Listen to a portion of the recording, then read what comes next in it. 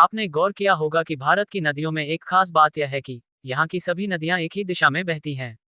गंगा से लेकर जमुना तक आप किसी भी नदी के बहाव को देखें तो वह पश्चिम दिशा से पूर्व की ओर ही बहती हुई दिखाई देगी। लेकिन वहीं इसी भारत में एक ऐसी नदी है जो विपरीत दिशा में बहती है। दोस्तों, आप ध्यान से देखेंगे तो पाएंगे कि देश की सभी नदियां पश्चिम से पूर्व की ओर बहते हुए बंगाल की खाड़ी में जाकर सागर से मिलती हैं। वहीं नर्मदा नदी अपनी धारा के विपरीत पूर्व से पश्चिम की ओर बहती है और अरब सागर में जाकर सागर में मिलती है। दोस्तों, ये है नर्मदा नदी जो भारत के दो बड़े राज्यों गुजरात और मध्य प्रदेश की मुख्य नदी है। यह नदी मैखल पर्वत के अमरकंटक के शिखर से निकलती है। अब सोचते होंगे कि ऐसा क्यों होता है। दरअसल ये सब होता है रिफ्ट वैली के कारण। रिफ्ट वैली का मतलब होता है नदी का बहाव जिस दिशा में होता है उसका ढलान उसके विपरीत दिशा में हो।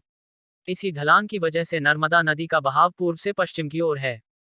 दोस्तों, नर्मदा नदी के धारा के विपरीत बहने के पीछे एक पौराणिक कहानी भी लोकप्रिय है। कहते हैं कि नर्मदा नदी का विवाह सोनभद्र से तय हुआ था, लेकिन नर्मदा की सहेली जोहिला के कारण दोनों के बीच दूरियां आ गईं और इससे क्रोधित होकर नर्मदा ने आजीवन कुंवारी रहने का फैसला किया और धारा के विपरीत बहने का निर्णय लिया।